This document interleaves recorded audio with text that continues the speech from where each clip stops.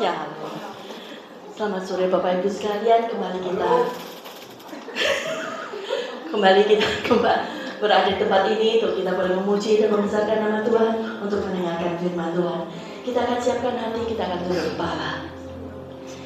Tuhan Yesus, terima kasih kalau pada sore hari ini kami boleh ada di tempat ini, untuk kami boleh berbakti kepadamu Tuhan, untuk kami boleh mendengarkan firman-Mu, untuk kami boleh memuji dan membesarkan nama-Mu Bapa.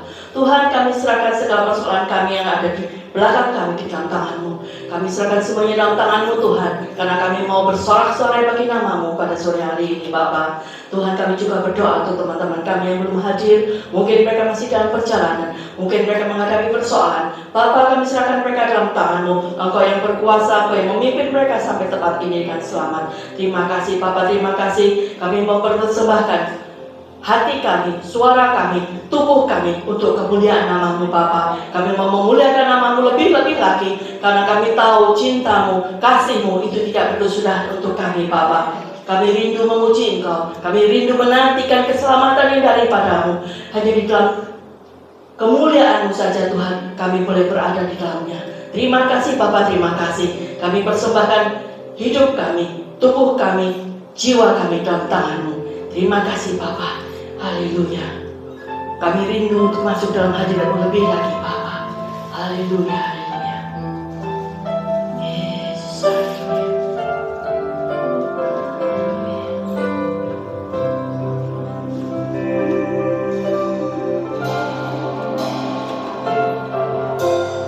Tuhanku rindu masuk dalam hadirat-Mu.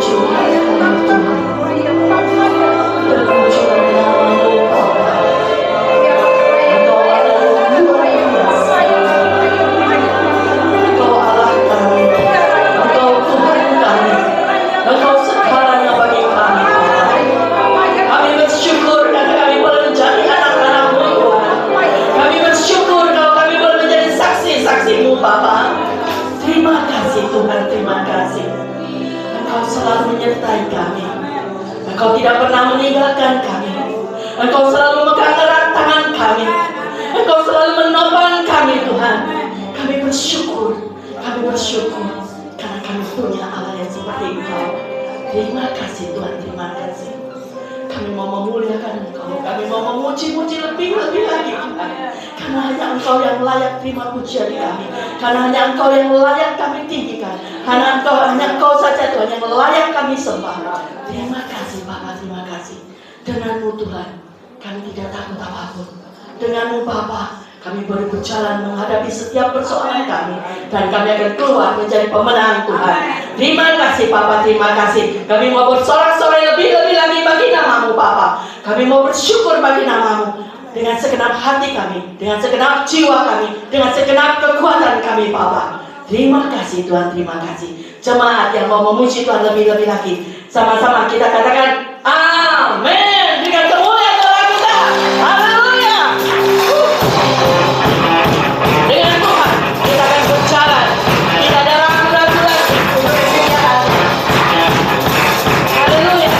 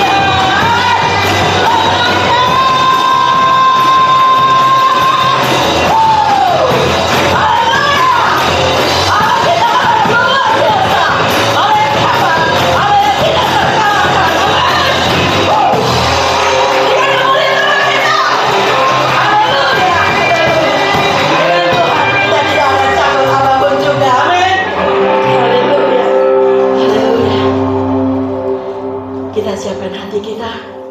Kita mau masuk dalam firman Tuhan. Biarlah hati kita selalu terhubung dengan Tuhan.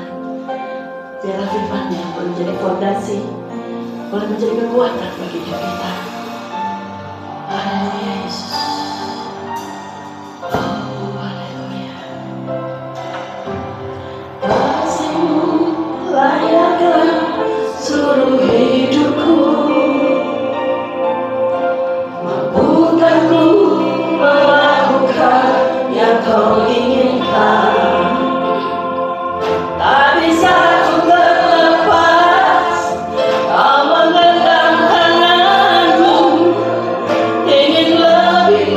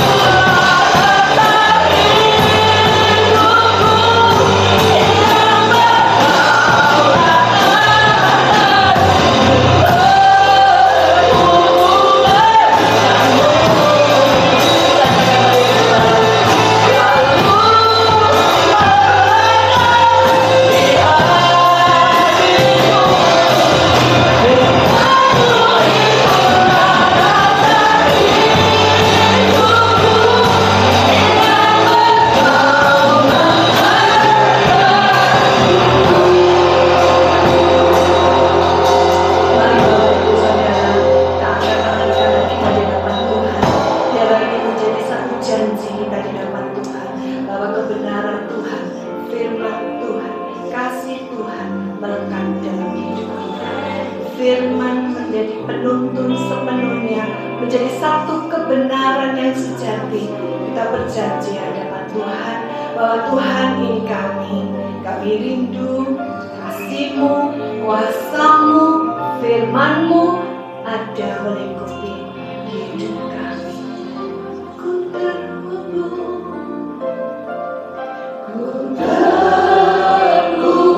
denganmu, nyatakan Tuhan selalu melekat di hatimu. Firman-Mu itu ada hidupku yang berdaulat atas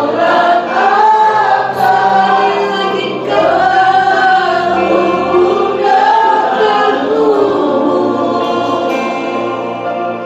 Selalu melekat di hatimu. Firman-Mu itulah dasar hidupku yang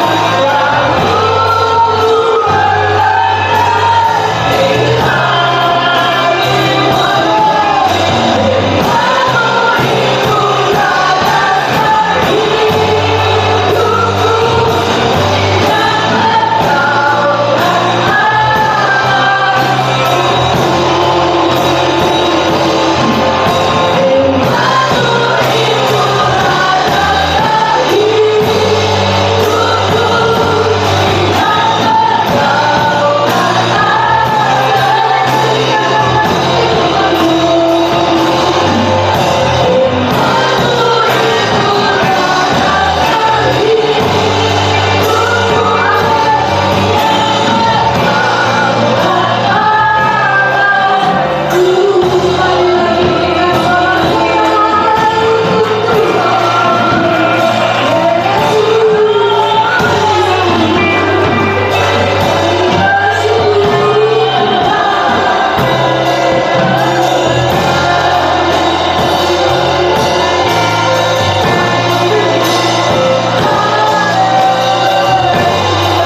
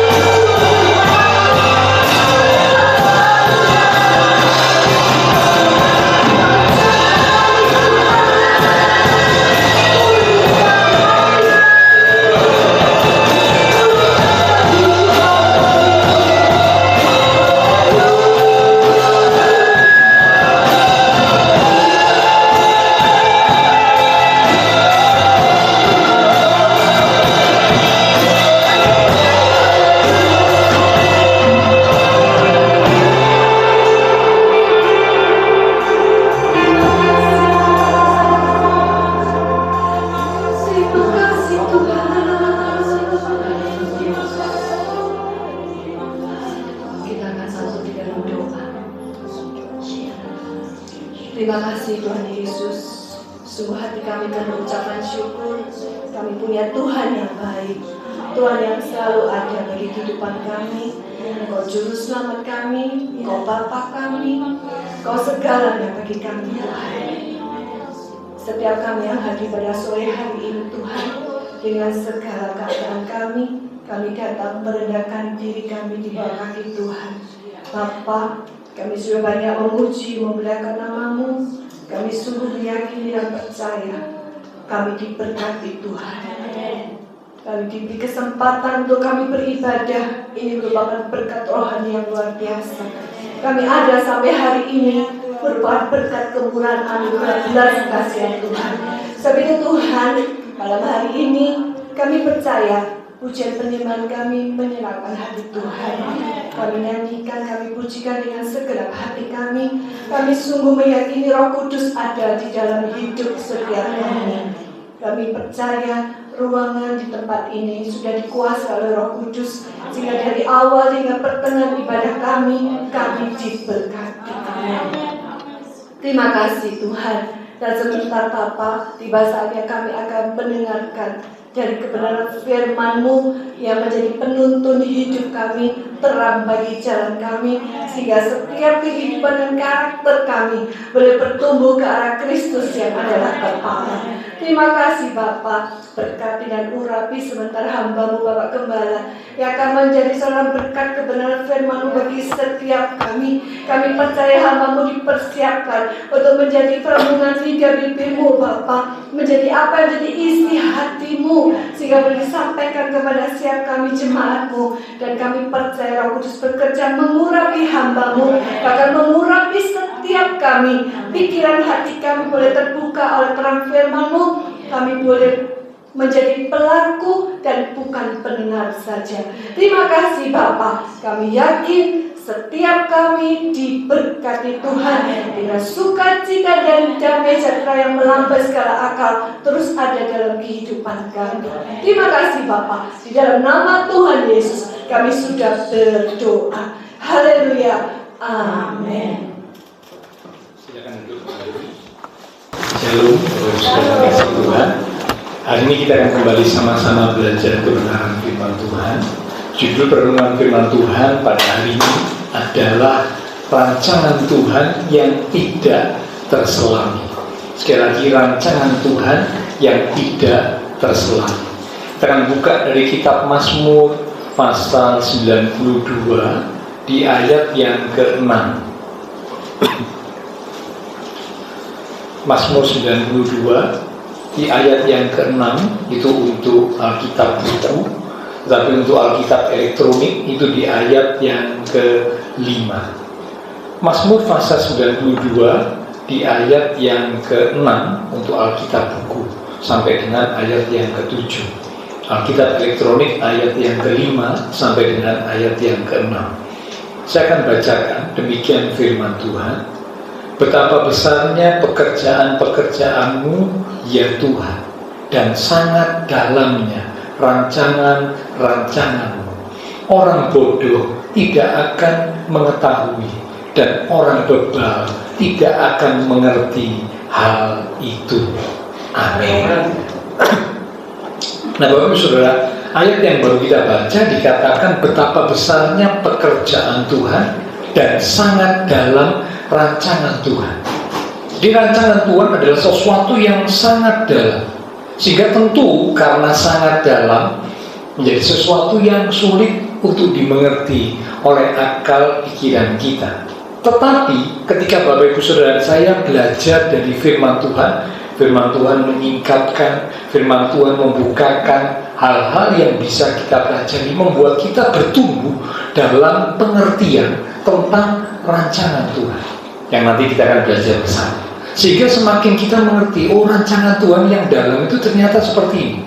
Di balik apa yang saya hadapi, ada rancangan Tuhan yang sangat dalam, yang kalau secara manusia tidak terpahami karena rancangan Tuhan yang sangat dalam. Tapi ketika kita belajar firman Tuhan, kita jadi mengerti, semakin bertumbuh dalam pengertian akan rancangan Tuhan yang dalam.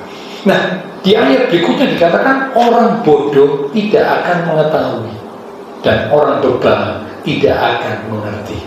Tentu kita nggak mau dikategorikan sebagai orang yang bodoh ataupun orang yang bebal. Kalau ada umat Tuhan yang sudah sekian lama ikut Tuhan tapi tidak bertumbuh dalam pengertian akan rancangan Tuhan, maka maaf, dikategorikan sebagai orang-orang yang bodoh, orang-orang yang bebal, sehingga harusnya bertumbuh dalam pengertian akan rancangan Tuhan tapi tidak pernah mengerti. tidak pernah bisa mengerti. Ya, mengapa? Yaitu karena tidak bertumbuh dalam pengertian akan rancangan Tuhan. Nah, sore malam ini saya mengajak Bapak Ibu Saudara belajar dari kisah perjalanan bangsa Israel. Di kisah perjalanan bangsa Israel kita bisa melihat di balik peristiwa yang mereka hadapi, ternyata ada rancangan Tuhan yang sangat dalam yang disiapkan buat Israel. Apakah itu? Ayo kita buka Ulangan pasal yang ke-8. Kitab Ulangan pada pasal yang ke-8. Lengkapnya Bapak Ibu bisa baca mulai ayat pertama sampai dengan ayat yang ke-20. Itu secara lengkap nanti Bapak Ibu Saudara bisa baca sendiri di rumah. Tapi malam hari ini saya hanya bacakan beberapa ayat saja, karena itu beri sekat Ulangan pasal 8 sehingga dengan cepat kita bisa membuka ayat-ayat yang kita akan belajar bersama. Ulangan pasal yang ke-8, kita langsung lompat di ayat yang ke-2. Ingatlah kepada seluruh perjalanan yang kau lakukan atas kehendak Tuhan Allahmu di padang gurun selama 40 tahun ini, dengan maksud merendahkan hatimu dan mencobai engkau, terjemah lain berkata menguji engkau, untuk mengetahui apa yang ada dalam hatimu, yakni apakah engkau berpegang pada perintahnya atau tidak. Nah, Bapak Ibu Saudara, perjalanan Israel seperti kita tahu bersama, melewati padang gurun menuju ke tanah Kanaan, tanah perjanjian, bukanlah atas kemauan mereka sendiri, bukan. Tapi sungguh-sungguh ini ada dalam kehendak Tuhan, sungguh-sungguh ada dalam tuntunan Tuhan. Dibuktikan apa? Ketika mereka berjalan, mereka selalu mengikuti tiang awan pada waktu siang dan tiang api pada waktu malam. Tiang awan dan tiang api ini adalah tuntunan Tuhan. Bukti Tuhan menuntun Israel. Kalau tiang awan atau tiang api itu berhenti, mereka memasang kemahnya. Tapi kalau tiang awan atau tiang api itu naik, mereka berjalan, mereka melangkah ke tujuan berikutnya. Jadi benar-benar mereka mengikuti perjalanan, mereka mengikuti tuntunan Tuhan lewat tiang awan dan tiang api itu. Tetapi ternyata walaupun ada dalam tuntunan Tuhan, mereka harus melewati padang gurun. Bukan hanya 1 bulan, bukan hanya 1 tahun, tapi 40 tahun. Waktu yang panjang, saudara. Padang gurun bukan satu situasi yang enak dan menyenangkan. Hari-hari ini ya cuaca cukup panas. Orang-orang kalau ketemu sama saya mesti ngomongin panas ya Pak ya. Ya memang panas, so. Karena memang matahari berada di posisi yang hampir tengah, gitu ya. Sehingga kalau kita berdiri itu hampir sepertinya tidak ada bayangan. Jadi kalau jam 12-an kurang lebih bagus saudara berdiri di bawah sinar matahari, waduh, panasnya itu menyengat. Karena apa? Jarak matahari dengan bumi cukup dekat, lebih dekat dibanding masa-masa yang lalu. Sehingga karena itu panasnya luar biasa. Pada siang hari sangat panas. Ya. Nah, panas yang kita alami ini belum apa-apa. So. Kalau dibandingkan Bapak Ibu berada di padang gurun, nggak ada apa-apanya. So. Padang gurun itu kalau siang lebih panas daripada Surabaya hari-hari ini. Kita saja sudah merasa berat dengan panas situasi hari ini, apalagi dibayangkan kalau ada di padang gurun. Nah, Israel ada di padang gurun bukan waktu yang singkat, dalam satu situasi yang sangat sulit, situasi yang sangat berat, cuaca yang ekstrim. Kalau siang sangat panas, kalau malam sangat dingin, ekstrim. Nah, tentu ini satu tantangan buat mereka. Dan mereka harus menjalani itu selama 40 tahun. Ternyata di bawah tuntunan Tuhan, di dalam tuntunan Tuhan, tetap tantangan itu harus dihadapi. Jadi jangan pernah berpikir kalau kita ada dalam tuntunan Tuhan tidak akan menghadapi tantangan. Tidak demikian. Karena Tuhan izinkan sesuatu terjadi dalam hidup kita meskipun kita ada dalam tuntunan Tuhan. Kita sudah berjalan menurut kehendak Tuhan, tapi kadang-kadang ada tantangan-tantangan, ada kesulitan-kesulitan yang tetap kita hadapi meskipun kita berada di dalam kehendak Tuhan. Seperti bangsa Israel. Ternyata ada rancangan Tuhan yang tidak terselami. Di balik perjalanan Israel di padang gurun 40 tahun dalam situasi yang berat, ya, tantangan cuaca yang ekstrim, ya, ternyata ada rancangan Tuhan yang tidak terselami. Ayo kita akan lihat. Yang pertama, di ayat yang kedua tadi, ketika Israel melewati padang gurun 40 tahun, ternyata apa rancangan Tuhan yang tidak terselami diizinkan oleh Tuhan ketika Israel melewati padang gurun 40 tahun. Dikatakan ayat yang kedua tadi, supaya merendahkan hatimu dan menguji engkau. Apa yang ada dalam hatimu? Apakah engkau pegang pada perintah Tuhan atau tidak? Yang pertama, ternyata di balik tantangan kesulitan melewati padang gurun 40 tahun, Tuhan punya rancangan supaya Pak Israel dibuat jadi rendah hati. Kalau tidak ada tantangan, kadang orang itu jadi kurang rendah hati. Tapi ketika diizinkan ada tantangan-tantangan terjadi dalam hidup, mulai kita dilatih, kita dibentuk, kita diproses supaya rendah hati. Bukan hanya rendah hati, tetapi juga diuji. Waktu ada tantangan, bisa tetap pegang firman atau enggak? Bisa tetap taat atau tidak? Kalau semua berjalan baik, semua berjalan lancar, mungkin lebih mudah untuk taat. Tetapi ketika ada kesulitan yang besar, dan kesulitan yang dialami itu dalam kurun waktu yang cukup lama, cukup panjang, apakah kita bisa tetap berpegang pada perintah Tuhan? Kita bisa tetap taat? Atau kita mulai kecewa? Kita mulai protes? Kita mulai bersungut-sungut kepada Tuhan. Tuhan, kenapa? Aku sudah ada dalam kehendak-Mu, aku belajar taat, aku belajar setia, aku belajar mengasihi-Mu, tapi kok situasi kondisi hidupku seperti ini? Nah, itu dilakukan juga oleh bangsa Israel beberapa kali. Ya, Alkitab mencatat mereka sering melakukan protes. Protesnya bukan kepada manusia, tapi protesnya kepada Tuhan. Kenapa Tuhan dibawa ke keadaan yang seperti ini? Karena Tuhan tidak kelihatan, mereka protesnya kepada wakilnya Tuhan, yaitu Musa. Apakah supaya kami mati di padang gurun? Apakah di Mesir tidak ada kuburan? Kok kami harus mengalami situasi yang seperti ini? Kapan sampai di tanah Kanaan? Dan selanjutnya, ternyata Tuhan izinkan itu supaya rendah hati, diuji untuk mengetahui apakah tetap pegang perintah Tuhan atau tidak. Ini yang pertama, ya. Jadi rancangan Tuhan yang tidak terselami di balik kesulitan tantangan yang dihadapi, ternyata kita dibentuk, diproses supaya kita rendah hati. Kita diuji untuk mengetahui apakah kita tetap taat, apakah kita tetap berpegang pada perintah Tuhan atau tidak. Yang kedua, mari kembali dalam Ulangan pasal yang ke-8. Sekarang kita lihat ayat yang ketiga. Di ayat yang ketiga dari Ulangan 8, jadi ia merendahkan hatimu, membiarkan engkau lapar, dan memberi engkau makan mana yang tidak kau kenal, dan yang juga tidak dikenal oleh nenek moyangmu, untuk membuat engkau mengerti bahwa manusia hidup bukan dari roti saja, tetapi manusia hidup dari segala yang diucapkan Tuhan.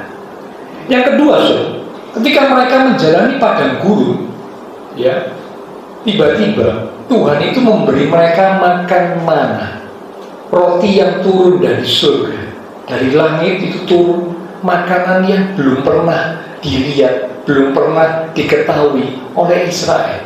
Nenek moyang mereka belum pernah tahu, mereka pun juga belum pernah tahu. Ini jadi satu surprise. Tiba-tiba kok ada ini mana, ya, roti surga gitu ya, yang turun dari atas. Setiap hari Israel diperintahkan untuk memungut, mengambil, lalu kemudian mereka olah dan mereka bisa makan. Ya. Nah, biasanya secara pikiran manusia, kalau untuk bisa tetap hidup itu butuh makanan jasmani. Jadi secara pikiran manusia, ya, karena memang manusia butuh makan. makan untuk hidup, tetapi bukan hidup untuk makan. Ya, kalau hidup untuk makan bahaya. Tapi makan untuk hidup. Ya, butuh makanan jasmani. Nah, secara akal pikiran, nah biasanya ya mereka memang butuh makanan jasmani. Tapi ketika ada di padang gurun, situasi yang sulit, mereka tidak sempat untuk menabur. Padang gurun, situasi sulit, mereka juga pindah dengan cepat dari satu tempat ke tempat yang lain, ke tempat yang lain, ke tempat yang lain. Mereka pindah dengan cepat. Kapan kesempatan untuk menabur? Tidak bisa. Maka itu mereka dapat makan dari mana? Sekian lamanya, bukan waktu yang singkat, 40 tahun. Makan dari mana? Maksudnya dapat makanan dari siapa? Apa yang mau dimakan? Tidak ada. Secara manusia, cari makanan jasmani dapat dari mana? Tidak ada. Tiba-tiba Tuhan kirim roti dari surga. Itulah mana. Ya, mana roti dari surga. Nah, ini menunjukkan kepada kita, Tuhan berkata, diberi makan mana, supaya Israel tahu, Israel mengerti bahwa manusia hidup bukan dari roti. Kalau menurut akal pikiran manusia, hidupnya harus dari makanan jasmani. Kalau tidak ada makanan jasmani, ya mati. Tetapi Tuhan mau tunjukkan, Tuhan mau buktikan supaya Israel mengerti, walaupun tidak ada makanan jasmani, kalau Tuhan berfirman, kirimkan roti surga, itulah mana, maka mereka bisa tetap hidup. Dan itu terbukti. Sekian lamanya Tuhan memberi Israel roti dari surga. Mana? Ya, nah ini senada kalau Bapak Ibu ingat waktu ketika Tuhan Yesus ada di muka bumi. Ketika Tuhan Yesus selesai berpuasa, sekian lamanya berpuasa, lapar, karena waktu ada di muka bumi, Tuhan Yesus juga 100% manusia, selain 100% Allah. Nah, dalam kondisi 100% manusia, Tuhan Yesus juga bisa merasa lapar ketika selesai berpuasa. Ya, nah iblis datang mencobai Tuhan Yesus. Di pencobaan yang pertama, iblis berkata, jikalau engkau anak Allah, ubahlah batu menjadi roti. Tentu bagi Tuhan Yesus mengubah batu menjadi roti sesuatu yang sangat mudah, karena dia juga 100% Allah. Ya, jadi memang dengan pikiran manusia sulit dimengerti, ya. Loh, kok 100% Allah tapi juga 100% manusia? Itulah pribadi Tuhan Yesus waktu ada di muka bumi. Ya, yang Bapak Ibu bisa baca perjalanan kehidupannya ada di Injil Matius, Markus, Lukas, Yohanes, mencatat peristiwa kehidupan Tuhan Yesus waktu ada di muka bumi. Nah, ternyata waktu ada di muka bumi, Tuhan dicobai oleh iblis, suruh mengubah batu menjadi roti.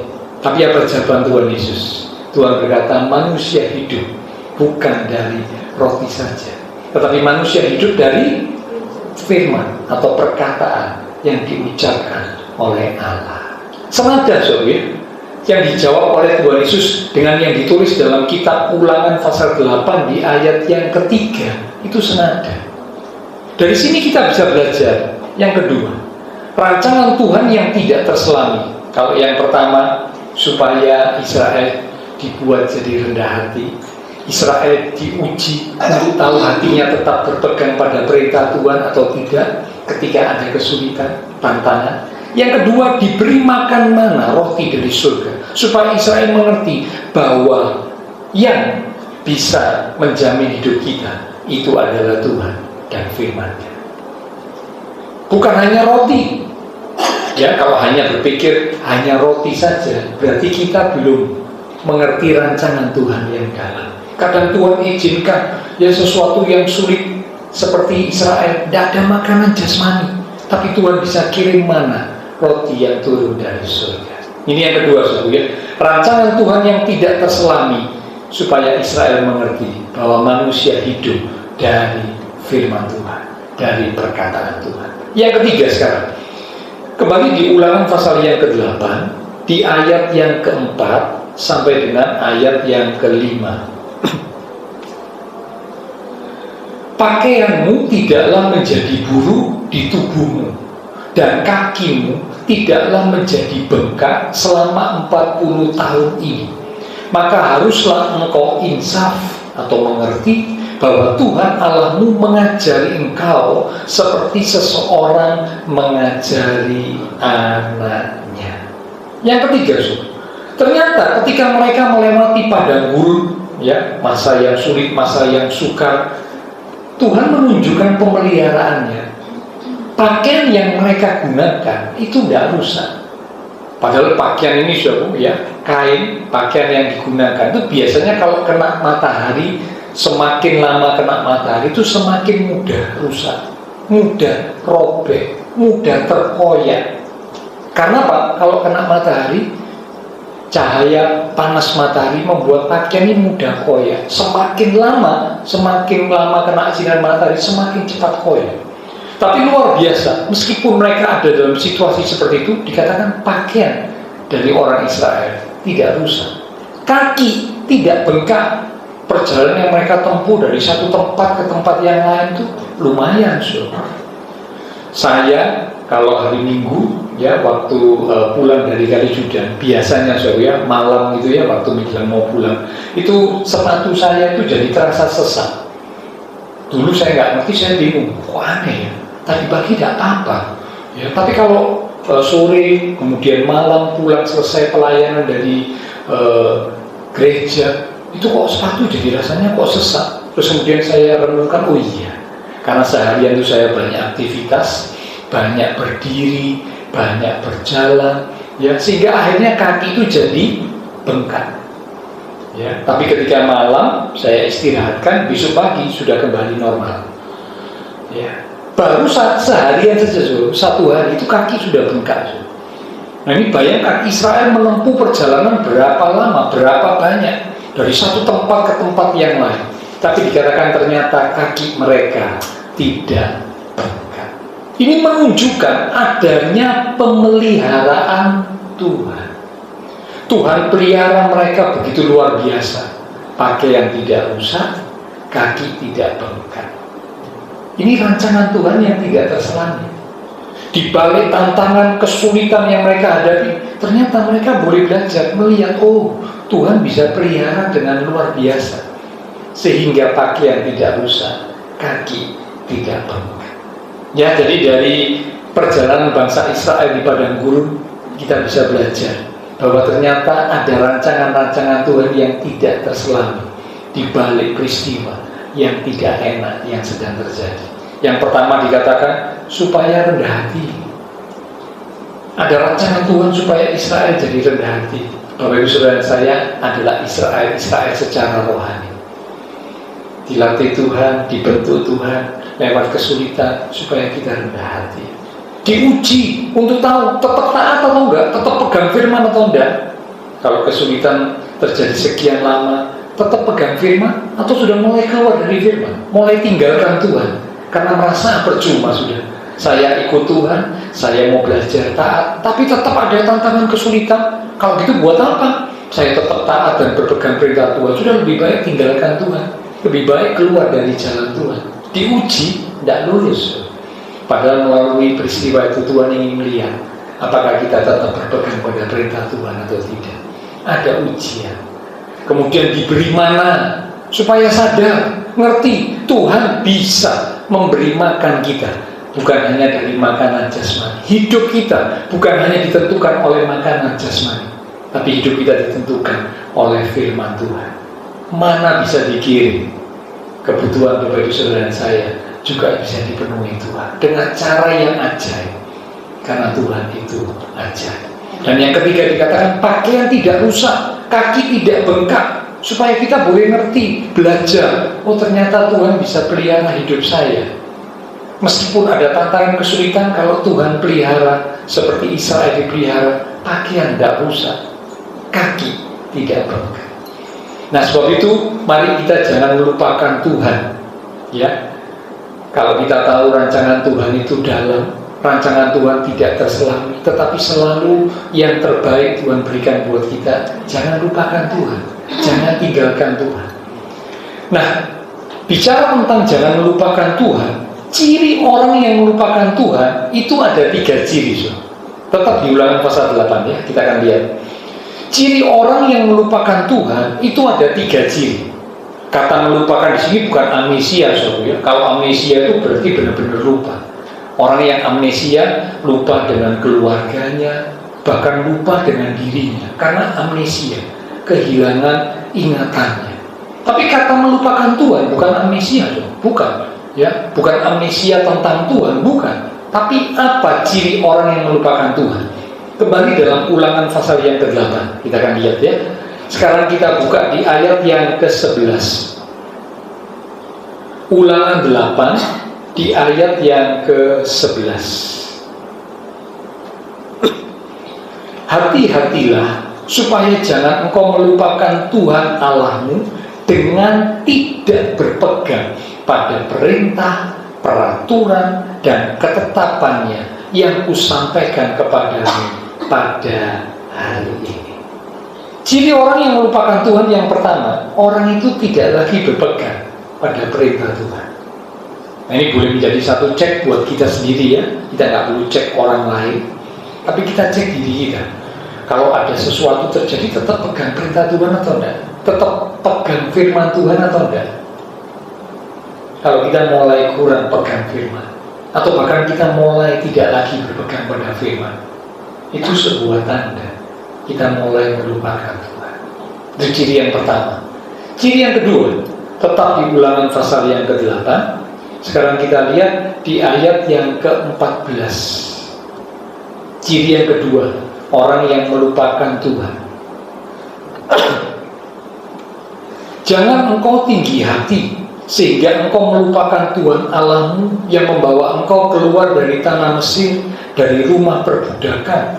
17. Maka janganlah kau katakan dalam hatimu, kekuasaanku dan kekuatan tanganku lah yang membuat aku memperoleh kekayaan ini atau memperoleh kesuksesan ini. Tetapi haruslah engkau ingat kepada Tuhan Allahmu, sebab dialah yang memberikan kepadamu kekuatan untuk memperoleh kekayaan atau kesuksesan, dengan maksud meneguhkan perjanjian yang diikrarkannya dengan sumpah kepada nenek moyangmu seperti sekarang ini. Yang kedua, ciri orang yang melupakan Tuhan yang kedua adalah dia tinggi hati, ditandai dengan membanggakan dirinya. Yang dikatakan ayat yang kita baca tadi, kekuatanku, kekuasaanku, kepandaianku membuat aku bisa sukses. Itu karena aku. Lalu berbangga diri, wah memang aku hebat. Kalau bukan aku, tidak bisa seperti ini. Nah, orang yang berbangga diri seperti itu, tanpa disadari dia mulai tinggi hati, maka di hadapan Tuhan dia sudah mulai melupakan Tuhan.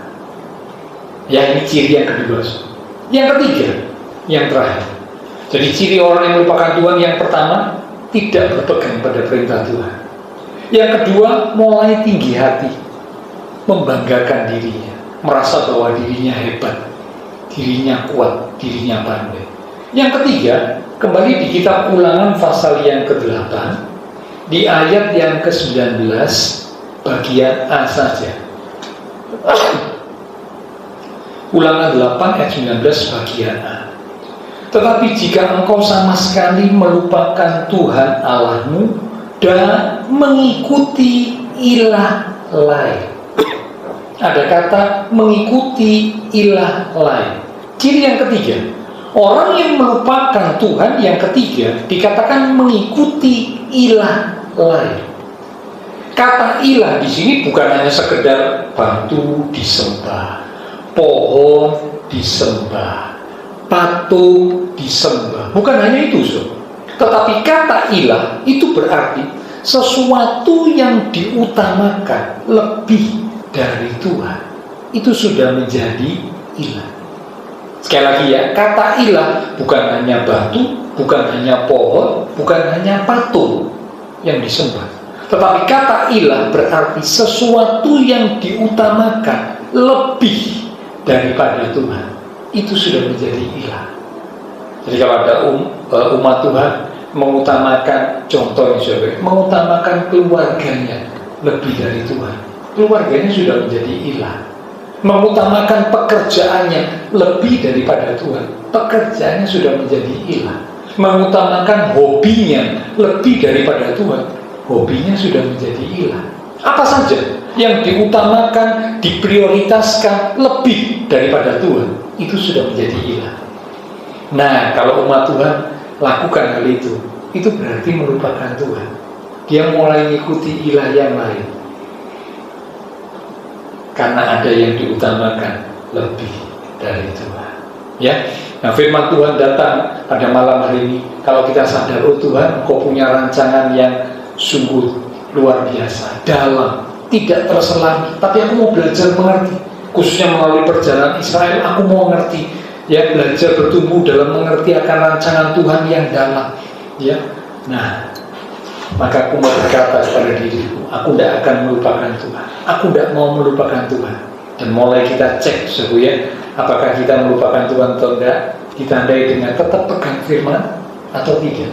Kalau mulai kurang berpegang firman, mulai tidak berpegang firman, ini mulai indikasi melupakan Tuhan. Yang kedua, berbangga diri atau tidak. Kalau mulai berbangga diri, berkata, oh, saya hebat, saya bisa, saya mampu tanpa Tuhan, saya sukses karena saya hebat. Nah, ini mulai melupakan Tuhan. Yang ketiga, ada nggak yang lain yang kita utamakan lebih dari Tuhan? Apapun yang kita utamakan lebih dari Tuhan, itu sudah menjadi ilah. Dan orang yang demikian bisa dikategorikan melupakan Tuhan. Ya, Tuhan ingatkan jangan sampai kita melupakan Tuhan. Ayat penutup kita baca di Ulangan pasal yang ke-8, di ayat yang ke-6 sampai dengan ayat yang ke-10. Silakan pelayan mimbar kembali maju ke depan. Ulangan 8 ayat yang ke-6 sampai dengan ayat yang ke-10.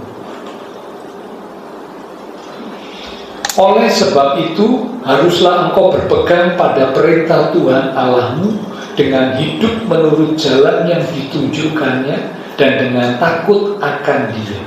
Sebab Tuhan Allahmu membawa engkau masuk ke dalam negeri yang baik, suatu negeri dengan sungai, mata air, dan danau yang keluar dari lembah-lembah dan gunung-gunung. Suatu negeri dengan gandum dan jelainya, dengan pohon anggur, pohon ara, dan pohon delimanya. Suatu negeri dengan pohon zaitun dan madunya. Suatu negeri di mana engkau akan makan roti dengan tidak usah berhemat, di mana engkau tidak akan kekurangan apapun. Suatu negeri yang batunya mengandung besi dan gunungnya akan kau gali tembaga, dan engkau akan makan dan akan kenyang. Maka engkau akan memuji Tuhan Allahmu karena negeri yang baik yang diberikannya kepadamu itu. Amin. Jadi kalau Bapak Ibu baca ya, ini ayat 6-10 itu hasil atau tujuan akhir. Kalau kita sudah diizinkan Tuhan melewati masa-masa yang sulit, tapi kita tetap tidak melupakan Tuhan, tujuan akhirnya, hasil akhirnya, endingnya itu dapat hal yang luar biasa. Negeri yang bagaimana, tempat yang bagaimana, Tuhan sediakan.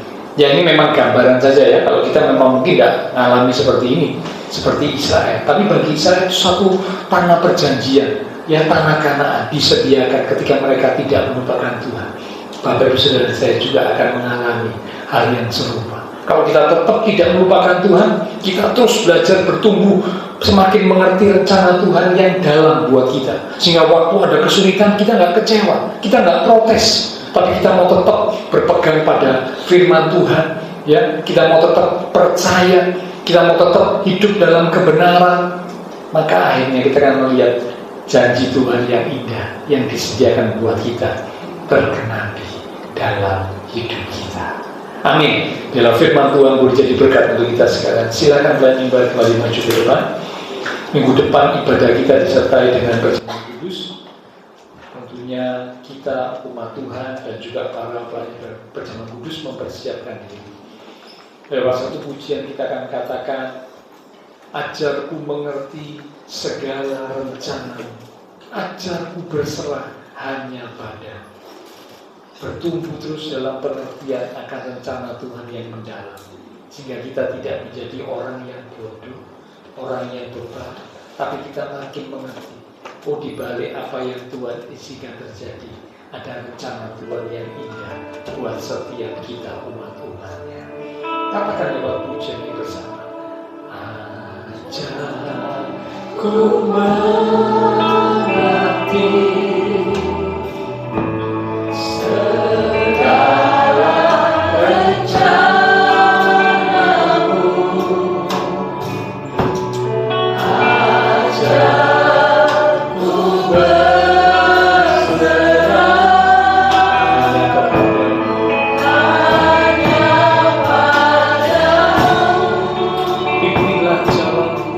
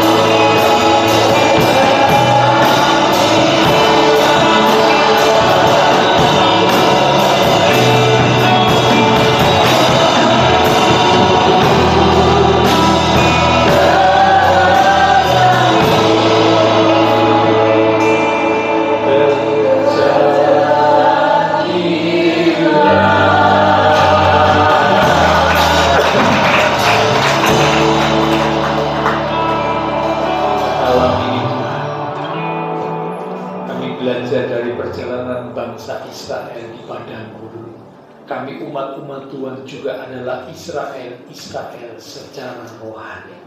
Ketika kami belajar tentang perjalanan Israel menghadapi tantangan di padang gurun dalam waktu yang cukup lama, 40 tahun. Ternyata ada rancangan Tuhan yang sangat dalam.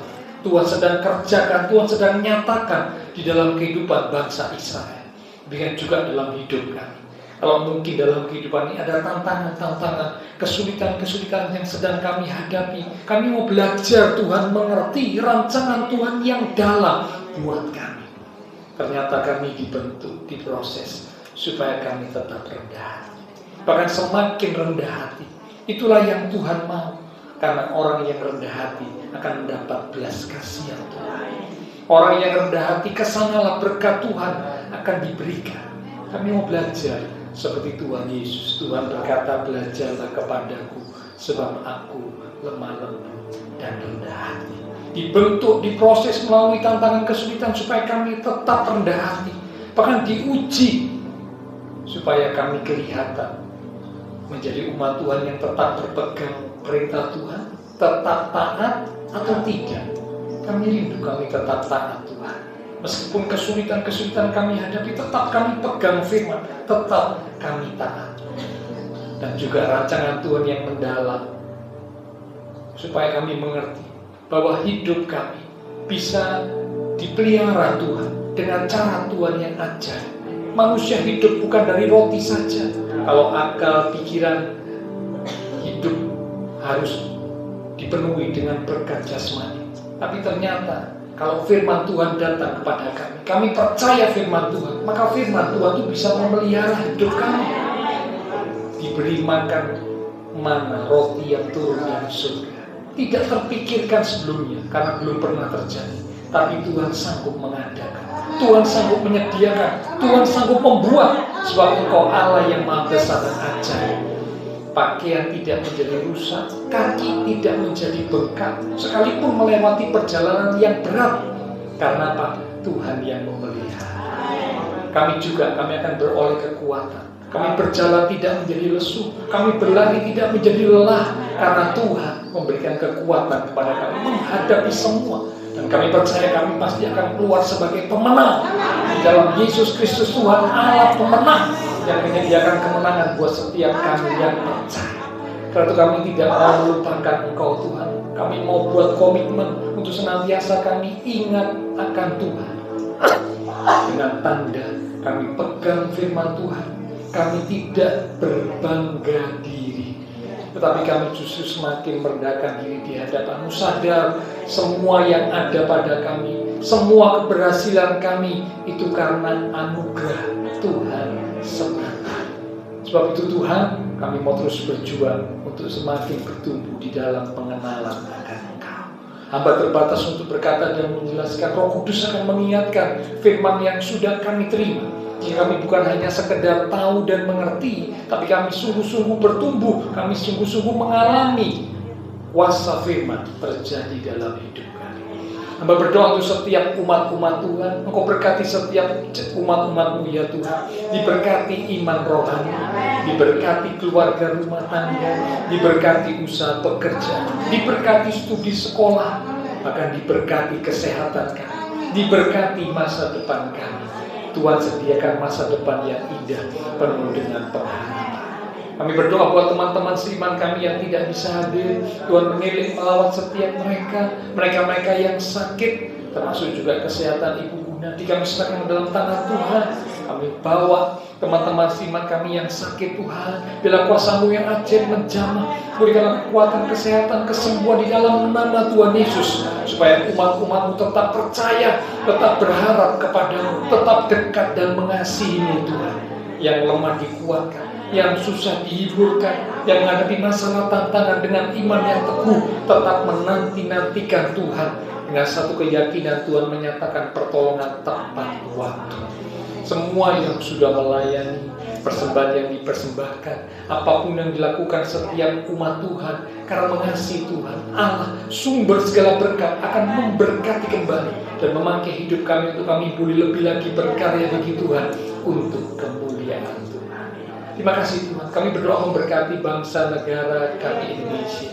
pemimpin-pemimpin bangsa kami, kota kami Surabaya, dan juga tetangga lingkungan sekitar gereja Tuhan. Memberkati setiap jemaat Tuhan yang berulang tahun sepanjang minggu ini, dengan pertambahan usia yang Tuhan beri, membawa kami semakin sungguh dekat dan mengasihi Tuhan. Berkati ibadah raya minggu depan, disertai dengan perjamuan kudus. Kiranya setiap kami umat-umat Tuhan boleh mempersiapkan diri, dan juga dengan hamba-hambamu yang akan melayani, kami boleh siap untuk bersekutu dengan tubuh dan darah Tuhan yang kudus.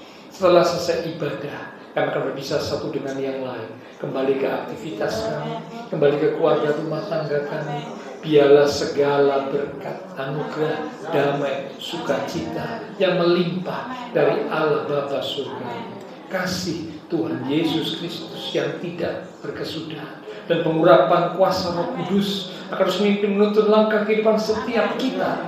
Itu terus kita sekalian mulai malam ini sampai Maranatha Tuhan Yesus datang kembali. Di dalam nama Tuhan Yesus Kristus, semua yang percaya diberkati Tuhan. Mari bersama dengan iman kita berkata, amin. Tuhan berkati kita sekalian, sampai berjumpa di waktu yang akan datang.